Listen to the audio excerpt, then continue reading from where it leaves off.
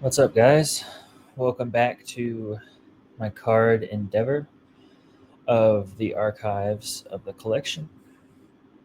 So, this one is a card that really got me into strip cards.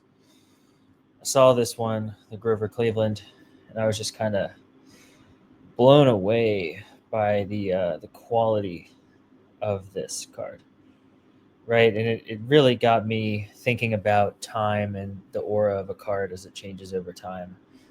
Very I don't know, very like unassuming small piece of cardboard, right? These are very small. It's hand cut.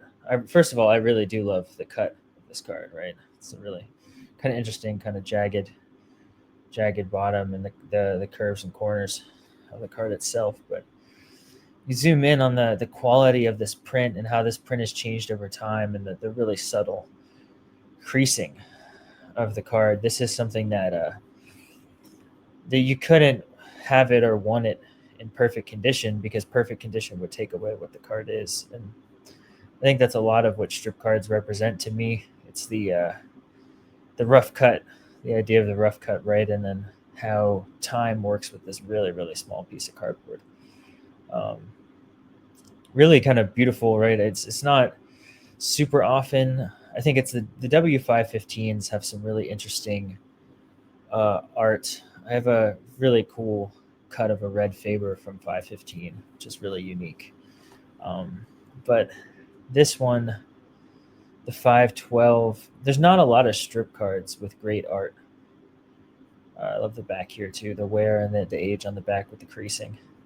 Um, Not a lot of strip cards with great art.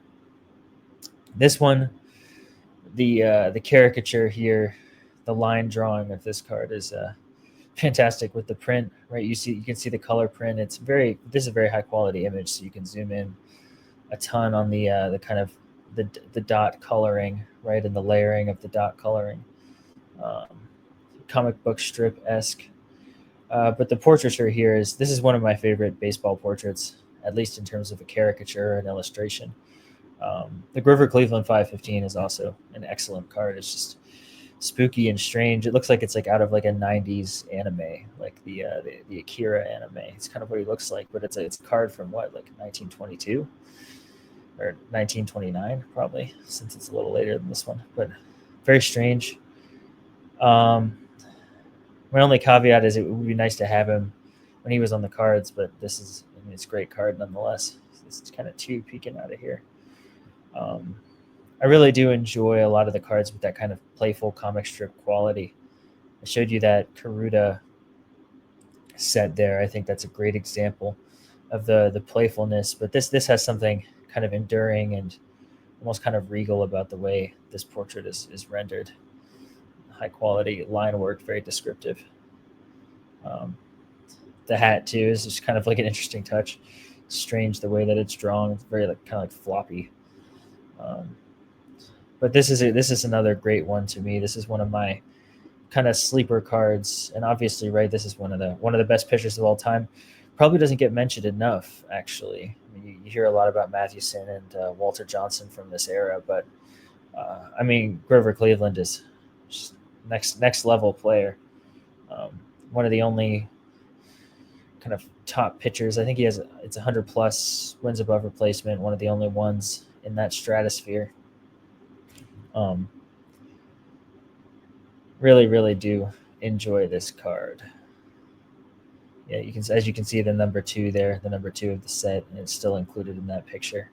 Whoever cut this did a fantastic job. I really do enjoy the cuts that are it's smooth but it's rough at the same time. You know, it gives the card a lot of character. I might go into my one of my red Fabers that's like this later, but I really do look for the character and the quality of the object, and it's just something similar but different. You know, there are cards of this player and of this strip set that have obviously been printed and cut, but the quality that the card acquires over time and through the process of its creation, right through the hand cutting of the strip cards, is something to me that really distinguishes an object that was quote unquote mass produced. Right, these strip cards weren't necessarily mass produced, but a fair amount of them.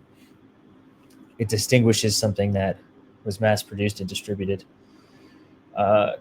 to a degree, and makes it individual but also collective, right? Something that people share, but something that's also unique in that creation process. And a lot of that has to do with the strips were mass produced and mass printed, but the fact that whether it's the shopkeeper or the person who bought the item from the store, or the ice cream, or the kid who cut it, right? There's the difference is brought to bear in that process as opposed to the industrial process of cutting sheets in a warehouse or a factory setting where the cards are being industrially produced and individually packaged.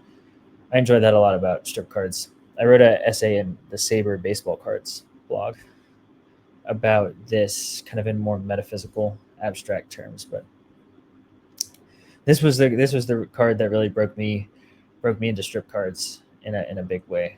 Couldn't pass this one up, and it's still really iconographic piece that to me the kind of caricature and the way that this card is colored is a great segue into the kind of bright pop art style of the 50s. You can kind of see how this translates into the 54 set, like a 54 Jackie, or the All Stars of the later 50s that inserts those inserts.